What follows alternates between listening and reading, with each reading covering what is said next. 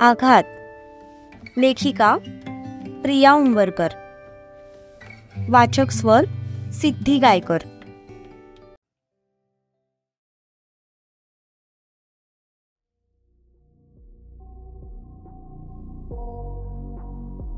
काय झालं म्हण्या? सापडली का ती माणसं? सत्यजितने मनाला विचारलं. हो, त्यातले 2 जण सापडले, मन्याने उत्तर दिलं. कोणाच्या गँगची माणसं आहेत ती? सत्यजितने समोरचा पेन हातात गोल गोल फिरवत विचारलं. भाऊ, ती कुठल्या ग्रुपची माणसं नाहीत. त्यांना एका अननोन नंबरवरून फोन आला होता आणि त्या माणसाने फक्त तुम्हाला घाबरवण्यासाठी तो हल्ला करायला लावला होता. त्यांना तुम्हाला मारायचं नव्हतं, मन्या म्हणाला. ते तर मी तुला आधीच म्हणालो होतो की त्यांना मला मारायचं नव्हतं, फक्त घाबरवायचं होतं. त्यांचं टार्गेट मी नाहीये, दुसरंच कोणीतरी आहे. पण कोण? बरं मला सांग, गेल्या 6 महिन्यात आपण कोणाकोणाचे धंदे बंद केले? त्यातलाच कोणीतरी आपला शत्रू असू शकतो, जो मला घाबरवण्यासाठी मुद्दाम हे सगळं करतोय. सत्या म्हणाला. ओके भाऊ, मी सगळ्या डिटेल्स मागवतो, तुम्ही काळजी नका करू. एवढं म्हणत मन्या निघून गेला.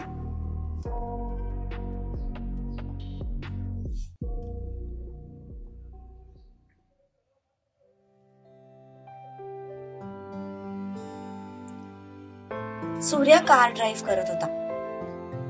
त्याच्यासोबत दुर्वा आणि राधा दोघी पण होत्या. त्या मागे बसलेल्या होत्या आणि तो ड्रायव्हिंग सीटवर होता.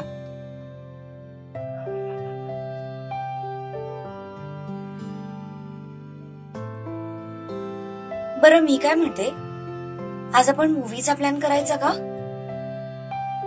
दुर्वा म्हणाली. तसं सत्याचा चेहरा उजळला. जणू काही त्याला तेच हवं होतं.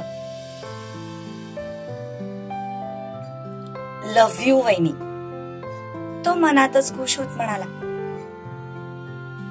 मला चालेल, तो एक्साइट होऊन म्हणाला. राधा, तुझं काही सबमिशन वगैरे नाहीये ना उद्या? दुर्वाने तिला विचारलं. तसं तिने नाही मध्ये मांडू लावली. वहिनी, मी एकदा शिवा दादाला विचारून घेतो, सूर्या म्हणाला. हो चालेल, त्याला एकदा फोन करून विचार. जर तो बिझी नसेल तर मग आपण चौघे जाऊ, दुर्वा म्हणाली. येस, सूर्या म्हणाला आणि त्याने आरशातून तिला डोळा मारला. तशी ती खुदकन घालत हसली.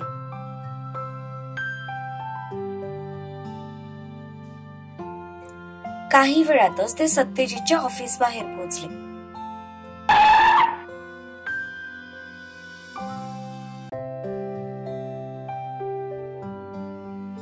सूर्या, तिला व्यवस्थित कॉलेजमध्ये सोड आणि मग तू तुझ्या ऑफिस मध्ये जा, दुर्वा खाली उतरत म्हणाली. हो वहिनी, तू काळजी नको करूस, मी सोडतो राधाला.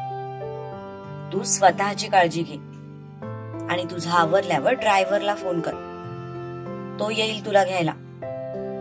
रिक्षाने वगैरे जाऊ नकोस, सूर्या तिला सूचना देत म्हणाला. हो रे बाबा, मी नाही जाणार रिक्षाने. तुम्ही तिघही भावना जरा जास्तच काळजी करता, ती हसत म्हणाली. आता आपल्या माणसांची काळजी आम्ही नाही घेणार तर कोण घेणार? तो पुन्हा आरशातून राधाकडे बघत म्हणाला. तशी तिने लाजून नजर खाली झुकवली. काल रात्री त्यांच्यात जे काही झालं त्यानंतर तिला आता त्याच्याशी नजर मिळवायला खूप लाज वाटत होती. चल राधा, बाय, भेटूच संध्याकाळी, दुर्वा तिला खिडकीतून बाय करत म्हणाली. बाय ताई. राधाने पण तिला बाय केलं. त्या दोघांचा निरोप घेऊन दुर्वा आतमध्ये निघून गेली. तसं सूर्याने कार स्टार्ट केली आणि ते तिथून निघाले.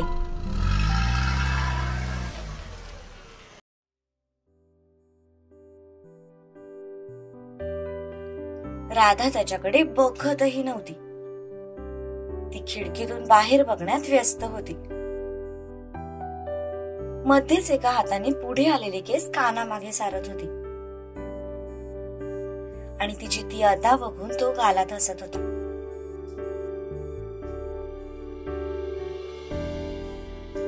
आय लव्ह यू, तो मध्येच आरशातून तिच्याकडे बघत म्हणाला. तशी ती दचकली. पण जेव्हा तो काय बोला ते तिला समजलं, तेव्हा मात्र तिने लगेच लाजून नजर खाली केली. असं वाटतंय की आजचा पूर्ण दिवस तुझ्या सोबत घालवावा, सूर्या म्हणाला. पण असं होणं शक्य नाहीये, कारण आज मला असाइनमेंट सबमिट करायची. आजची लास्ट डेट आहे, ती म्हणाली. तसा त्याचा चेहरा हिरमुसला. डोंट वरी, रात्री तर जातोय ना आपण मूव्हीला, ती म्हणाली. हो, पण तेव्हा वहिनी पण असेल ना सोबत, तो म्हणाला.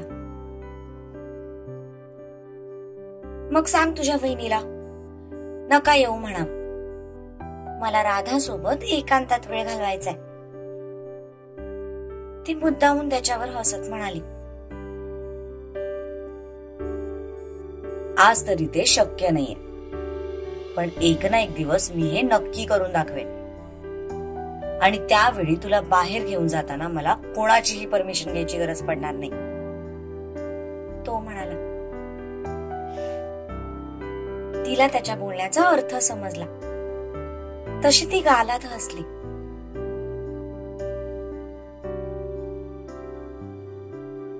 दहा मिनिटांनंतर ते दोघे तिच्या कॉलेजजवळ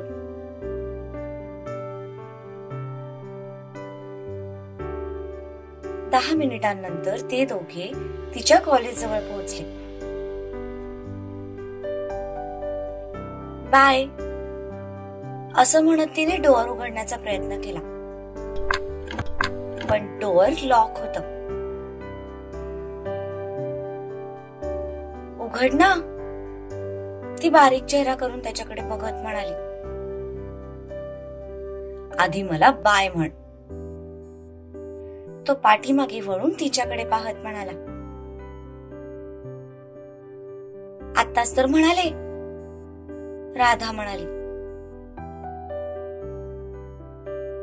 या राधा, इतकी कशी ग तू बोरिंग? आपल्या बॉयफ्रेंडला बाय कसं म्हणतात ते पण तुला माहित नाही का? तो दोन्ही भोवया जवळ आणत म्हणाला. कसं म्हणतात? तिने पण भोवया उंचावत विचारलं. वेट असं म्हणत त्याने एक बटन दाबलं. तसं गाडीच्या सगळ्या काचा पडद्याने झाकल्या गेल्या. तिने दचकून आजूबाजूला पाहिलं, पण तोपर्यंत त्याने तिच्या हाताला पकडून तिला जवळ खेचलं होतं आणि तिला काही कळायच्या आत त्याचे ओठ तिच्या ओठांवर होते.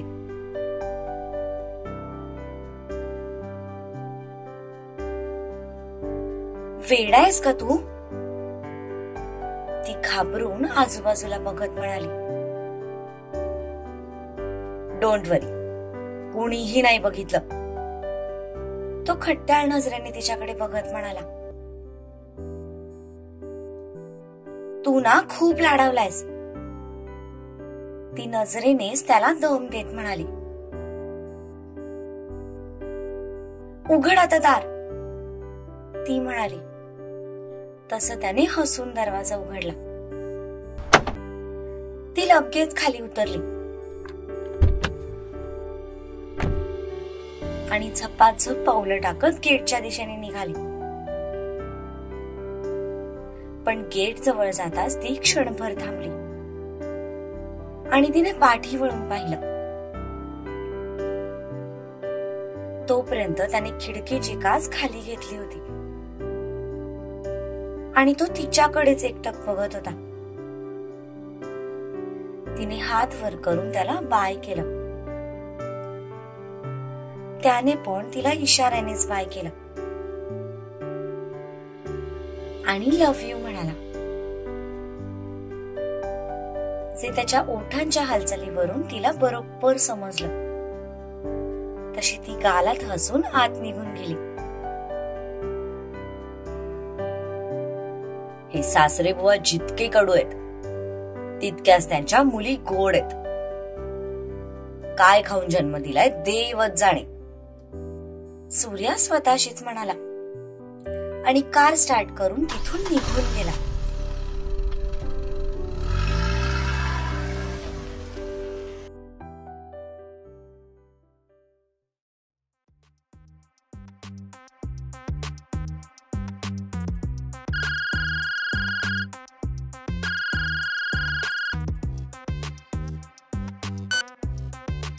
हॅलो.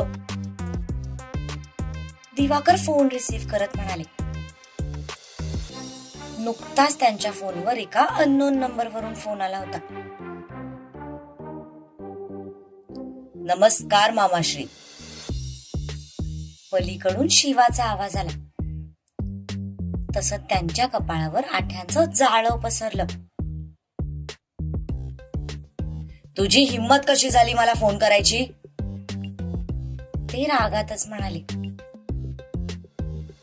मामाश्री, अहो फोन करायला हिम्मत नाही.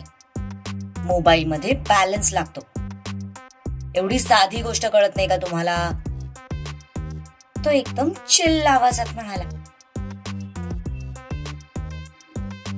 सकाळपासून त्याच्या मूडचे 12 वाजले होते आणि ते फ्रस्ट्रेशन कुणावर काढावं ते त्याला कळत नव्हतं.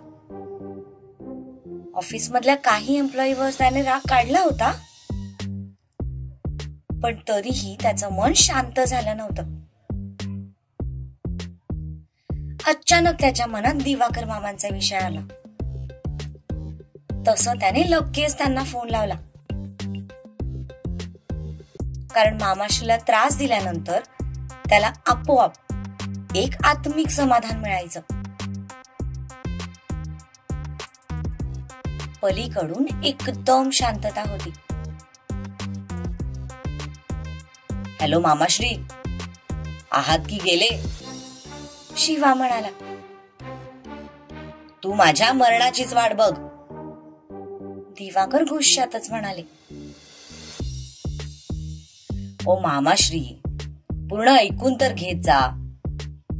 मला म्हणायचं होतं की आहात की गेले अकोल्याला. बाय द वे, सूर्या म्हणत होता की काल तुम्ही मला खूप मिस केलत. शिवा म्हणाला. तुझी आठवण काढायला मी काही वेडा नाही. ते म्हणाले. काय बोलता काय? पण तुमच्यात लक्षणं तर सगळी वेड्यांचीच भरलेत. बघावं तेव्हा मला खुन्नस देत असता, ते पण विनाकारण. शिवा म्हणाला. हे बघ, मी तुला शिस्तीत सांगतोय. माझी मुलगी तुमच्या घरी पाठवली याचा अर्थ तुला रान मोकळं करून दिलं असं नाही. माझ्या मुलीपासून दूर राहायचं, समजलं? दिवाकर त्याला धमकी वजा सूचना देत म्हणाले. काय यार मामाश्री, मग हे आधी नाही का सांगायचं? आता मी तिला मॉलमध्ये शॉपिंग करायला घेऊन आलोय. ते बघा, माझ्यासाठीच ती समोर शर्ट चॉईस करते. तुमची मुलगी ना खूप गोड आहे. मला सांगा, कुठल्या देवाला नवस केला होता तो, म्हणून तुम्हाला इतक्या गोड मुली मिळाल्यात? तो म्हणाला. पण इकडे राधा त्याच्यासोबत आहे. हे ऐकून दिवाकर रावांचा बीपी शूटआउट व्हायचा बाकी होता. त्यांनी लगेच फोन कट केला आणि दुसऱ्या क्षणाला राधाला फोन लावला.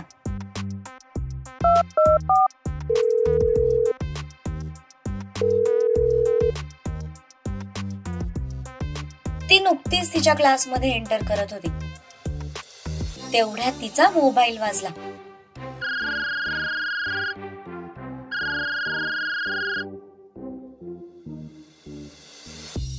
तिने बॅग मधून मोबाईल काढून पाहिलं तर तिच्या बाबांचा फोन होता. हॅलो बाबा, ती फोन रिसीव्ह करत म्हणाली. कुठे आहेस तू? त्यांनी थोडं जरबी आवाजात विचारलं. कॉलेजमध्ये आहे.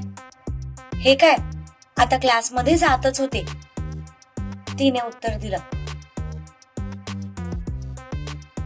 राधा, अगं लवकर चल, ते बघ सर आले, तिची मैत्रीण तिचा हात पकडत म्हणाली. पण तिच्या मैत्रिणीचा आवाज ऐकून दिवाकर मामांचा जीव मात्र बर्फात पडला. खरं तर त्यांचा जीव भांड्यातच पाडायचा होता, पण ज्या पद्धतीने दिवाकर मामा तापलेले होते त्यावरून त्यांना बर्फात पाडण्याचे योग्य वाटलं.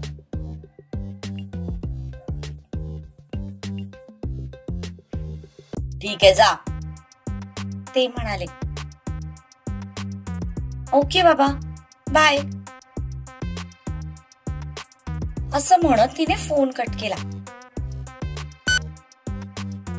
आणि मैत्रिणीसोबत क्लासमध्ये निघून गेले. त्यांनी फोन कट केला आणि पुन्हा शिवाच्या नंबरवर कॉल केला.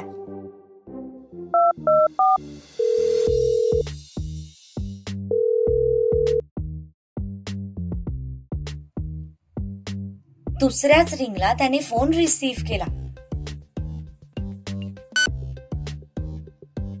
तुला लाज नाही वाटत का रे खोटं बोलायला? फोन उचलल्या उचलल्या ते त्याच्यावर डाफरत म्हणाले. तसा तो तोंडावर हात ठेवून हसायला लागला. अच्छा, म्हणजे माझा फोन कट करून तुम्ही राधाला फोन लावला होता वाटतं, तो स्वतःचं हसू कंट्रोल करत म्हणाला. तुम्ही पाटील ना एक नंबरचे खोटारडे आहात, दिवाकर त्याच्यावर चिडत म्हणाले. मी मान्य करतो की मी खोटारडा आहे. हो, मी खोटं बोललो तुमच्याशी की राधा माझ्या सोबत आहे. पण मला सांगा, तुमचा माझ्यावर विश्वास नव्हता, पण स्वतःच्या मुलीवर तर असायला हवा ना? मी सांगितलं आणि त्यावर तुम्ही विश्वास ठेवलात. उद्या कोणीही रस्त्यावरचं पोरगं येऊन तुम्हाला म्हणेल की माझं राधासोबत अफेअर आहे, आम्ही रोज कॉलेजला दांडी मारून फिरायला जातो, तर तुम्ही त्याच्यावर विश्वास ठेवणार आहात का? बाकीचे लोक परके आहेत, पण तुमची मुलगी तुमचं रक्त आहे. सगळ्यात आधी तुम्ही तिच्यावर विश्वास ठेवायला हवा, तो म्हणाला. तसं दिवाकर शांत झाले.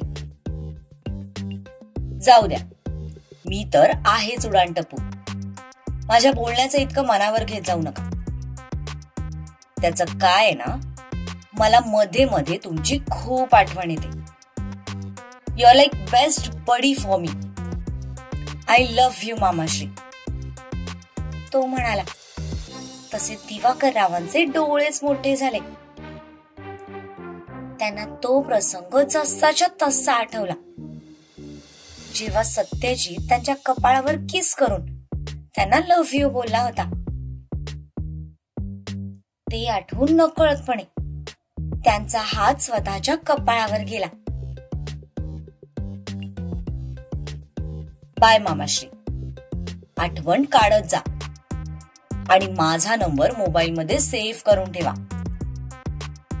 जेव्हा तुम्हाला गरज पडेल तेव्हा बिनधास्त मला फोन करा.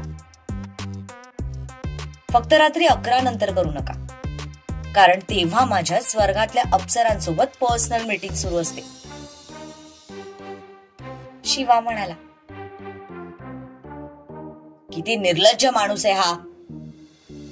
दिवाकरराव मनातच म्हणाले, बाय मामाश्री, वेळेवर गोळ्या घेत जा हा. असं म्हणत त्याने फोन कट केला.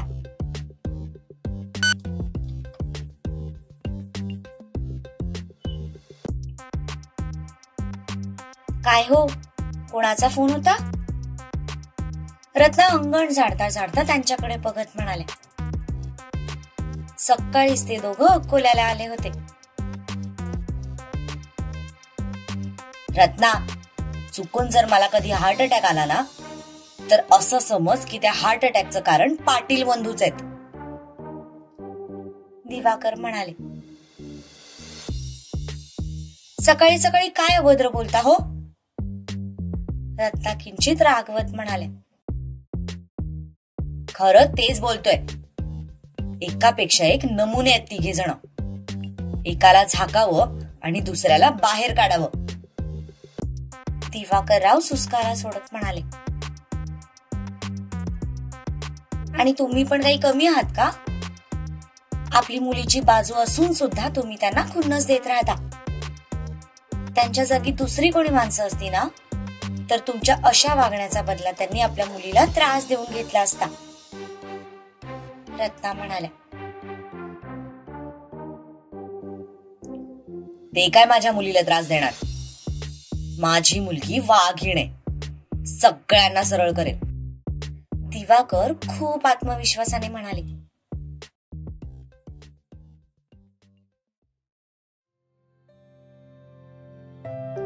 पण यावर मात्र रत्ना काहीही बोलल्या नाही, नुसत्याच गालात हसल्या. कारण दुर्वा मधला बदल त्यांनी अगदी जवळून पाहिला होता. ती ज्या पद्धतीने सगळ्यांची काळजी घेत होती, त्यावरून ती आता तिच्या संसारात रमली हे त्यांनी चांगलं ओळखलं होतं.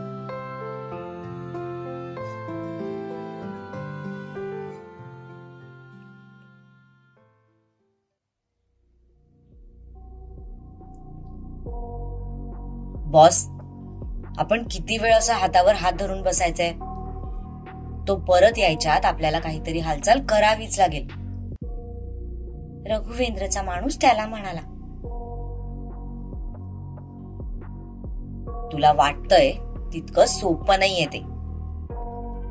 तो माणूस खूप हुशार आहे. त वरून ताक लगेच ओळखतो. रघुवेंद्र विचार करत म्हणाला,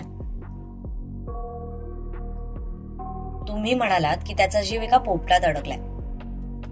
आता तो पोपट म्हणजे नक्की कोण? तो माणूस म्हणाला, हा. रघुवेंद्र हातातलं पॉइंटर समोरच्या एका फोटोवर मारत म्हणाला. त्याच्यासमोर 3 फोटो होते.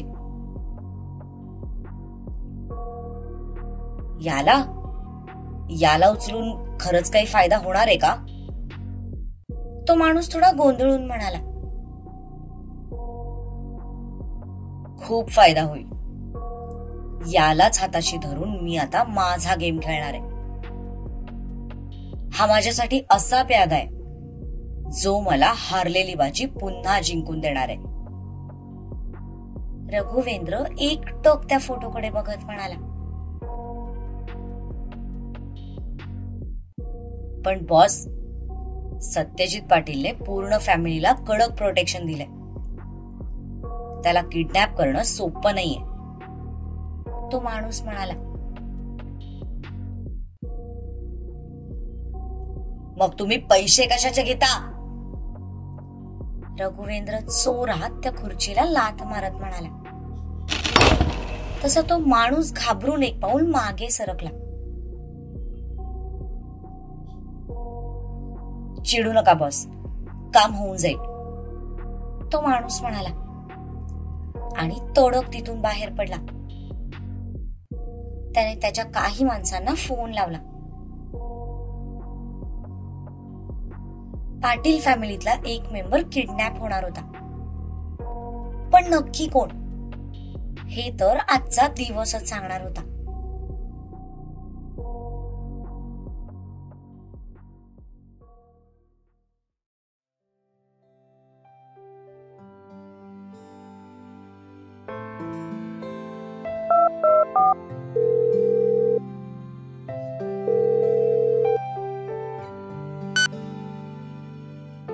हॅलो, तो म्हणाला. बोला, दुर्वा म्हणाली. कुठे आहेस, त्याने विचारलं. 1 तासापूर्वीच ऑफिसला आले. आता तुम्ही नाही म्हटल्यावर मलाच ऑफिसमध्ये लक्ष द्यावं लागेल ना, ती हातातला पेपरवेट गोल गोल फिरवत म्हणाली. एंजल, मी तुला आराम करायला सांगितला होता ना, मग कशाला गेलीस, त्याचा काळजीयुक्त आवाज आला.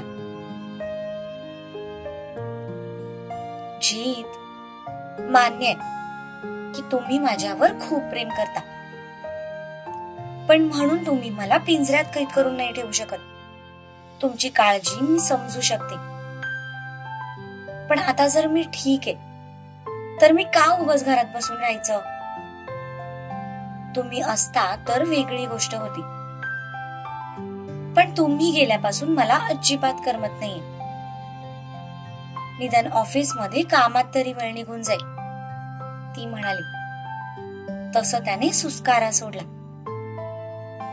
तिला समजवण्यात काही अर्थ नाही हे त्याला कळून चुकलं.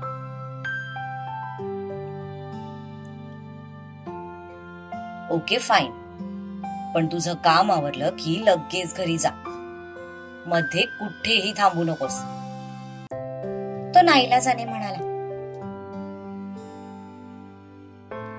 जीत, मला तुम्हाला एक विचारायचं होतं,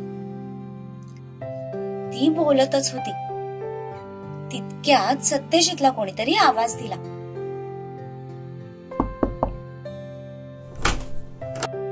भाऊ, मीटिंग रेडी आहे, तुम्हाला बोलवलंय. दारातून मन्याचा आवाज आला. एंजल, आता मला एका महत्वाच्या मीटिंगसाठी जायचंय. ही मीटिंग आपल्या कंपनीसाठी खूप महत्वाची आहे. मी नंतर तुझ्याशी बोलतो. स्वतःची काळजी घे आणि काम झालं की तडक घरी निघून जा. बाय, लव्ह यू, असं म्हणत त्याने तिचं ऐकूनही न घेता फोन कट केला आणि घाईघाईने केबिनच्या बाहेर पडला. दुर्वा, तू पण ना छोट्या छोट्या गोष्टी त्यांना विचारत बसतेस.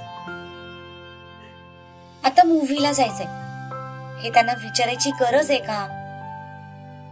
तसं पण शिवा आणि सूर्या तुझ्या सोबत असणार आहेत, मग कशाला टेन्शन घेतेस, ती स्वतःलाच म्हणाली आणि पुन्हा तिच्या कामाला लागली.